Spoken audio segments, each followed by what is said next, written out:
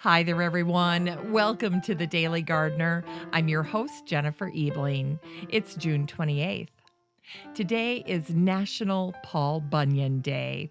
In Minnesota, most folks fondly remember the tales of Paul and Babe, his big blue ox.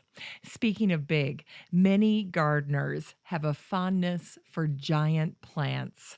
They're perfect if you have tons of space or if you just prefer the look of tall or giant plants. You can celebrate Paul Bunyan Day today by planting giant plants like these: hibiscus, Joe Pyeweed, baptisia, hollyhock, queen of the prairie, plume poppy, gunnera, cup plant, and castor bean.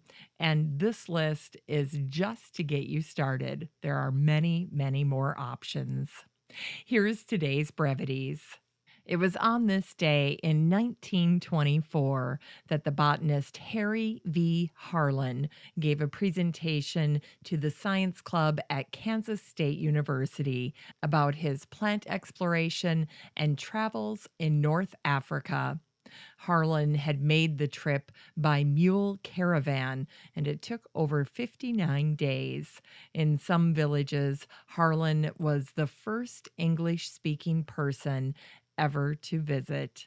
Harlan returned to the United States with over 600 varieties of plants.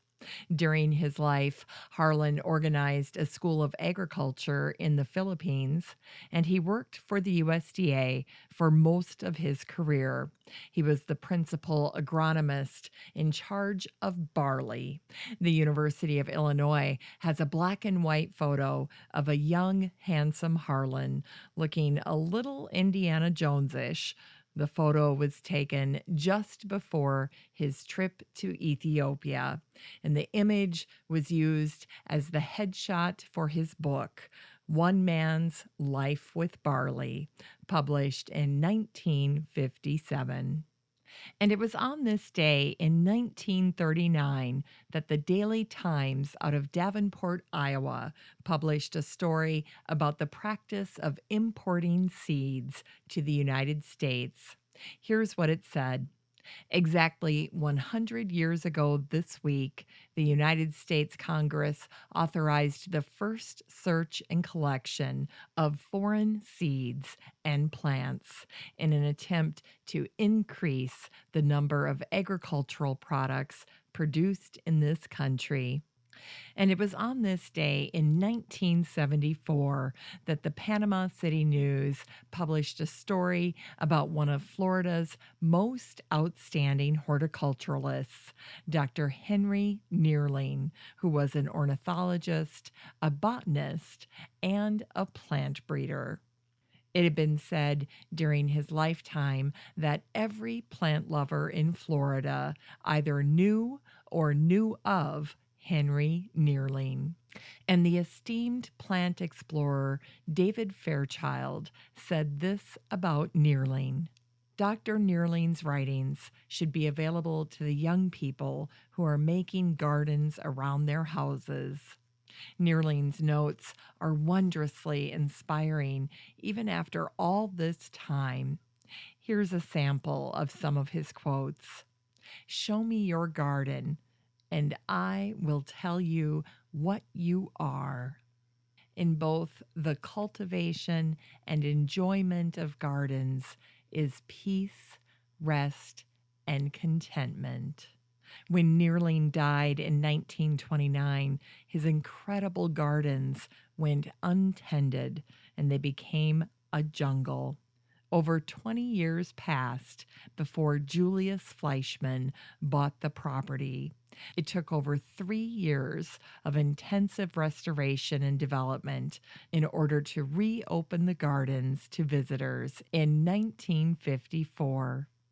In Unearthed Words, it's the birthday of the English illustrator Cicely Mary Barker, who was born on this day in 1895.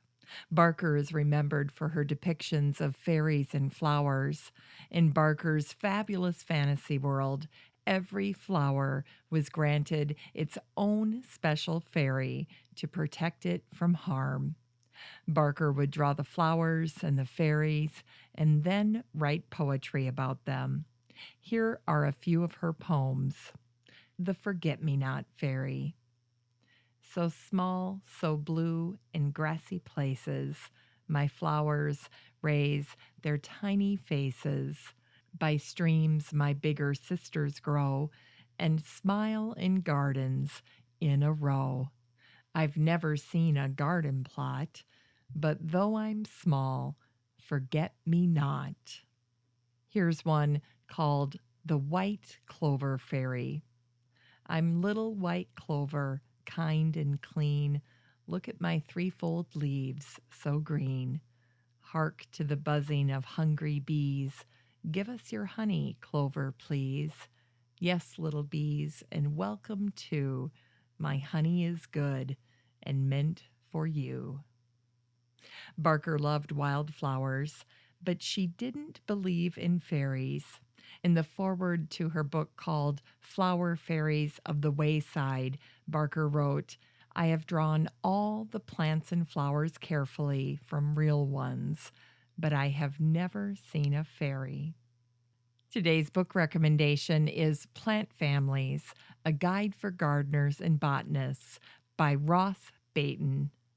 When we're new to gardening, it's easy to want to put all the plants together in one big family. But in reality, there are hundreds of different plant families. Like human families, each plant family has its own history and genealogy, and learning about those families helps gardeners make sense of the more than 250,000 different plant species. For today's garden chore, make a point to prune your spring flowering shrubs before the 4th of July. Now is the perfect time to do so.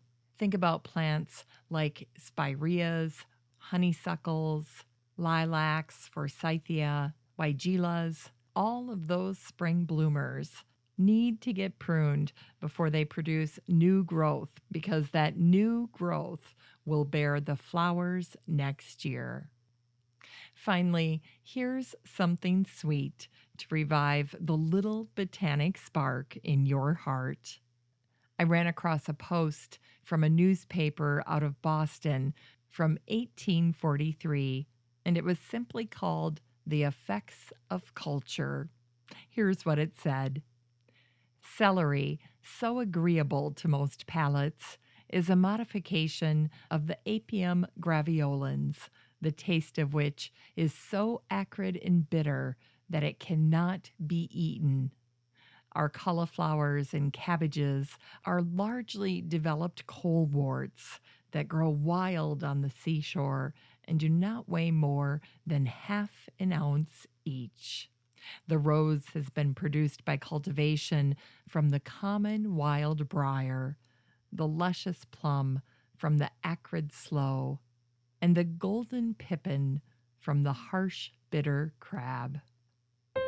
Thanks for listening to The Daily Gardener, and remember, for a happy, healthy life, garden every day. The Daily Gardener is produced weekdays in lovely Maple Grove, Minnesota. You can find complete show notes over at thedailygardener.org, and be sure to share the show with your garden friends. You can find The Daily Gardener on social media, Facebook, Instagram, and Twitter. While you're over at Facebook, don't forget to join the Daily Gardener community. Just search for Daily Gardener Community on Facebook and request to join. I'd love to meet you in the group. And before I forget, I want to give a special thank you to my team at Potfly Productions, where my